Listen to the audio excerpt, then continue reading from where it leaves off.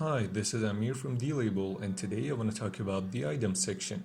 In order to add an item, simply click on the plus icon next to the items.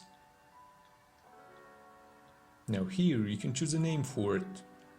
We're going to annotate road signs, so I'll name it road signs.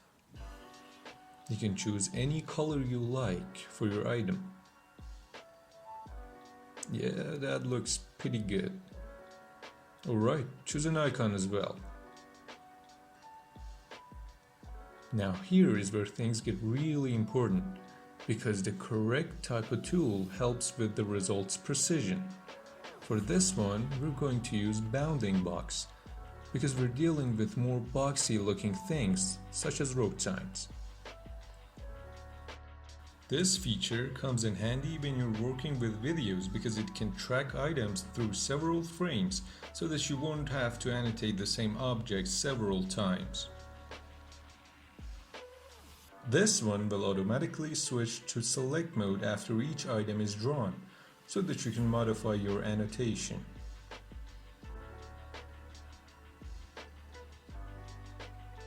You could also add attributes. An attribute lets you add more information about an item. For example, here we want to define whether the signs are exit signs or not. I'll name it exit. You can choose the type of attribute here. You can choose between option and text. If you activate this feature, you must set the attribute after each annotation. Otherwise, the item will be automatically deleted. Click Add to add the attribute. Okay, our attribute is added. Now click Create to finish creating the item. Very well. Now select the item and start annotating. Now, as you can see, it automatically switched to select mode. Now you can modify your annotation. And here in the attributes, you can see the attribute we added. Is it an exit? No, it is not.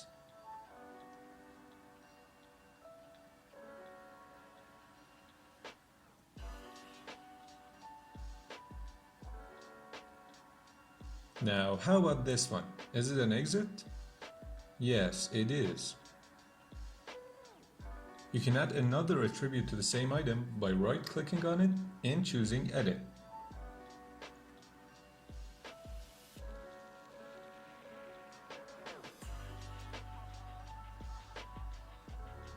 Here, we want to choose Option. Now you can add as many options as you like.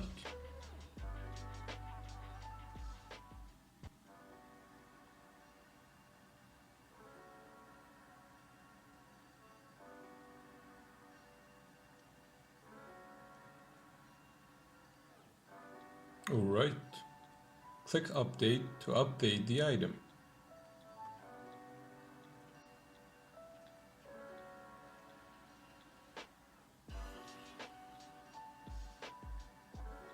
Now you can see our new attribute is added. Is it an exit? Yes, it is.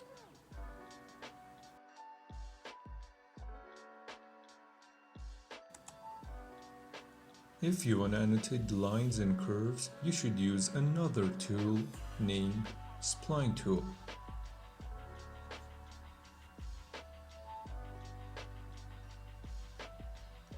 Type a name,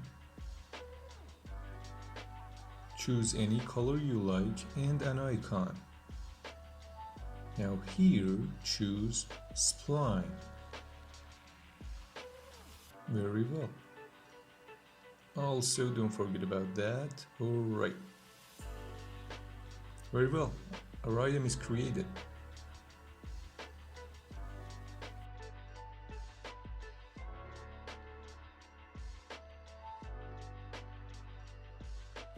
If you're dealing with more complex objects like this one, you have two choices.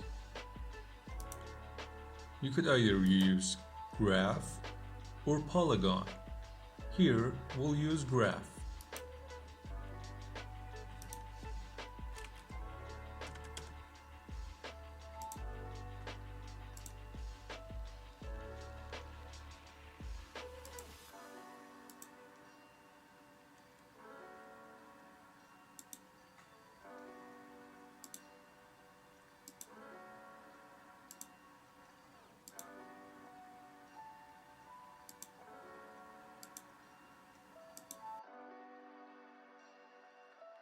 Now this time we'll use Polygon.